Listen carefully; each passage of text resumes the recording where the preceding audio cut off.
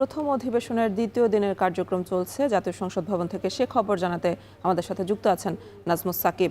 সাকিব, আজকের কার্যসূচিতে কি কি রয়েছে জানাবেন?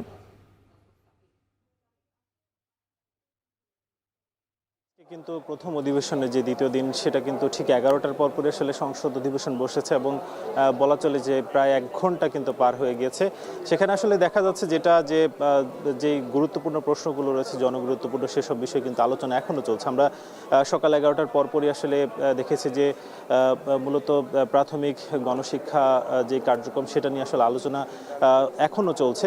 তবে তার পরই আসলে বেশ কিছু কার্যসূচি রয়েছে, যেখানে ভোকেশনাল কিংবা মাদ্রাসা, কারিগরি সহ অন্যান্য যে শিক্ষা ব্যবস্থা রয়েছে সেই শিক্ষা ব্যবস্থা নিয়ে কিন্তু আজ আলোচনা হওয়ার কথা। আমরা ঠিক কিছুক্ষণ আগে আসলে সংসদ ভবনের যেখানে আসলে অধিবেশন চলছে সেখানে ছিলাম। সেখানে মন্ত্রী যারা আছেন কিংবা সংসদ সদস্য তারা আসলে মন্ত্রীর কাছে কিন্তু প্রশ্ন করছেন যে এই যে গণশিক্ষা কার্যক্রম নিয়ে নানা ধরনের অভিযোগ রয়েছে কিংবা শিক্ষার ক্ষেত্রে যে বিভিন্ন শ্রেণী রয়েছে সেই শ্রেণী বৈষম্য আসলে কতটা কমানো যায় সেই বিষয়ে কিন্তু আলোচনা চলছে। যদিও এখনো পর্যন্ত আলোচনাটি কিন্তু শিক্ষা ব্যবস্থা নিয়ে চলছে এবং তার পরপরই আসলে আরও বেশ কিছু আলোচনা রয়েছে,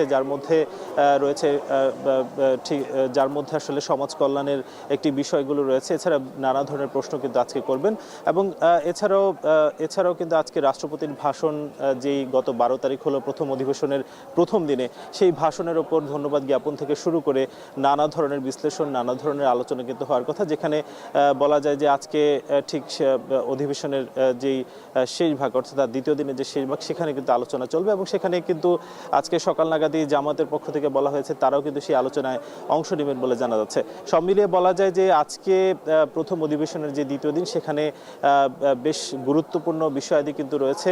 সেই বিষয়গুলো কিন্তু আজকে ঠিক 3টা বা 3:30 পর্যন্ত দ্বিতীয় দিনের অধিবেশন চলতে পারে বলেই ধারণা করা যাচ্ছে। এই ছিল জাতীয় সংসদ ভবন থেকে সবশেষ। ত্রয়োদশ জাতীয় সংসদের প্রথম অধিবেশনের দ্বিতীয় দিনের কার্যক্রম চলছে, আর সে খবরে জানাচ্ছিলেন সহকর্মী নাজমুস সাকিব।